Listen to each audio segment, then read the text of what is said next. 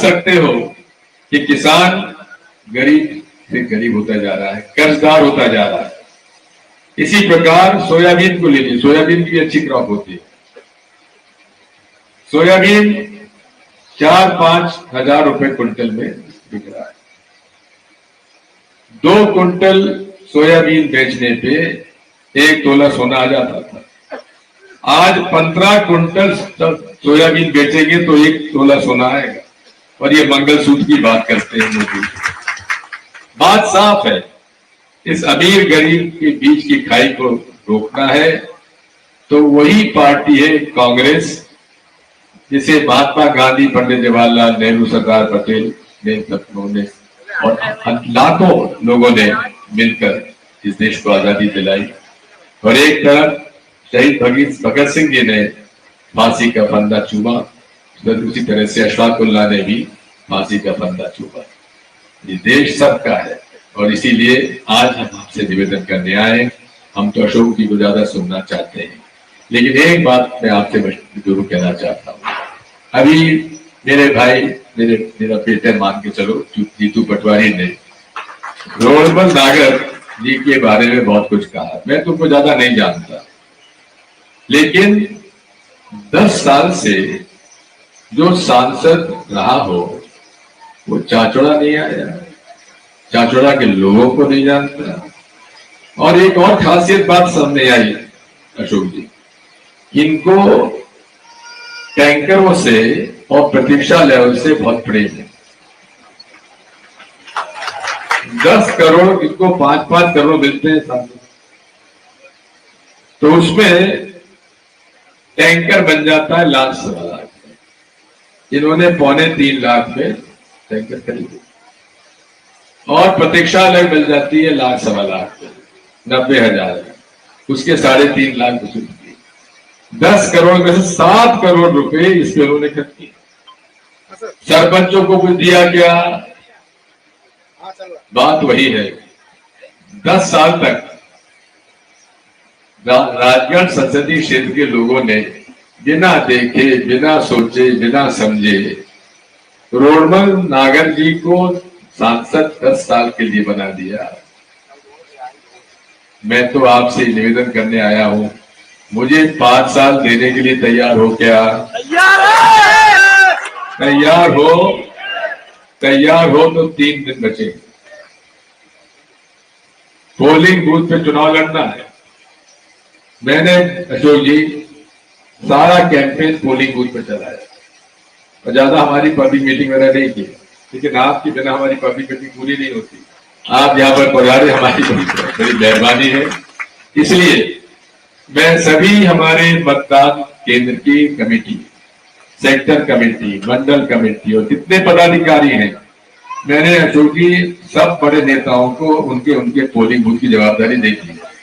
यहां तक कि जयवर्धन को भी कहा कि तू तेरे पोलिंग बूथ की जवाबदारी तेरी है। इसलिए आपकी जवाबदारी है कि आप पोलिंग बूथ पे जिताओ। मैं तो उसी को बड़ा नेता मानूंगा जो सबसे ज्यादा लीड दिला दे और उसके नतीजे हमें 4 जून को मिल जाएंगे। कितने वोट से मैं जीतूं न जीतूं ये आप पर निर्भर करता है। ममता जी ने बहुत बड़ा चैलेंज दे दिया है हमारे रावगढ़ मतदाता की मेरा ये बड़ा एक बहादुरी का उन्होंने काम किया है। लेकिन मैं तो एक ही बात कहता हूं, आज, कल, परसों और 7 तारीख को ये 4 दिन का समय आप मेरे जीवन के लिए दे सकते हो क्या? अगर दे सकते हो तो सब काम छोड़ो, शादी ब्याह जो भी है छोड़ दो, एक घर जाकर। और आप सब लोग तो समझ लो, अरे 2236 पोलिंग बूथ है, यानी कि 2236 वोट मान लो, 2236 पंचायतें मान लो। आप सब लोग उस्ताद हो चुनाव लड़ने में, लड़ा देते। वार्ड का चुनाव लड़े हो, पंचायत का चुनाव लड़े हो, तो जोड़ तोड़ जानते हो ना कैसी जोड़ तोड़ होती है। ऐसी जोड़ तोड़ 4 दिन के लिए कर लो और चुनाव जिता दो। फिर 5 साल की मेहनत दिग्विजय सिंह की, आराम से घर सोना और हर काम आपके लिए करने के लिए तैयार हो। इसीलिए मैं आप सबसे मेरी प्रार्थना है, हर हालत में हमें इस देश में संविधान को बचाना है, लोकतंत्र को बचाना है, हमारे गरीबों को अधिकार देना है। 5 गारंटियां हमने जो दी हैं, उसकी गारंटी कार्ड सबके पास पहुंचे कि नहीं पहुंचे बताओ। बहुत कम हाथ उठ रहे हैं। गारंटी कार्ड सबके पास पहुंचे कि नहीं पहुंचे, जरा पढ़ो और बहनों को भी समझाओ, लाडली बहना साहब को भी समझाओ। अरे कि मामा ने तो हमारी योजना चुरा ली थी। हम तो 2019 में हम 6,000 रुपए देने वाले थे, सरकार नहीं बनाई आपने तो क्या कर। हम 1,500 रुपए माहवार देने वाले थे, जिसकी घोषणा कमलनाथ जी ने कर दी थी और वहां पे कर्नाटका और हिमाचल में हमने दी है।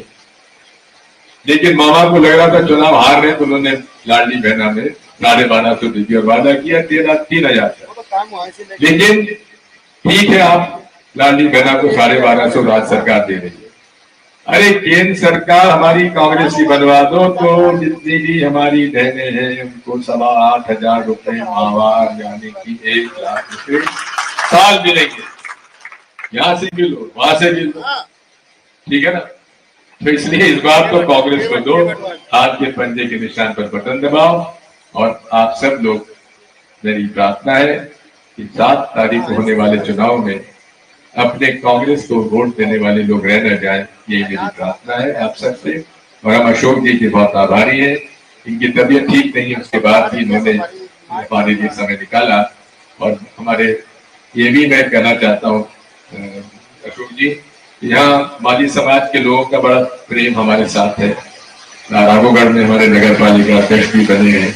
यहाँ पर भी इन्होंने जमीन मांगी थी तो मैंने इनको जमीन भी दे दी थी, जिसके अच्छा खासा इन्होंने, बड़ा जागरूक समाज होता जा रहा है। पढ़ लिख रहे हैं बच्चे लोग, पढ़ लिख रहे हैं, 1 रुपया नहीं। तो बात ये, माली पिछड़ा वर्ग में एक अजीब सी क्रांति आ रही है अशोक जी। जो पिछड़ा वर्ग में हम लोगों ने जो आरक्षण दिया, जो लोगों को आगे बढ़ाया, और आज जो राहुल गांधी जी जाति के आधार पर जो जनगणना कराना चाहते हैं, उसका मूल उद्देश्य यह है कि भाई सरकार में, अपने उद्योग में, व्यापार में अगर इन लोगों को शामिल नहीं करके आगे नहीं बढ़ाएंगे तो देश कैसे तरक्की करेगा। देश तभी तरक्की करेगा जो सबकी हिस्सेदारी होगी। सबकी हिस्सेदारी से ही देश तरक्की कर सकता है, और सबकी हिस्सेदारी कोई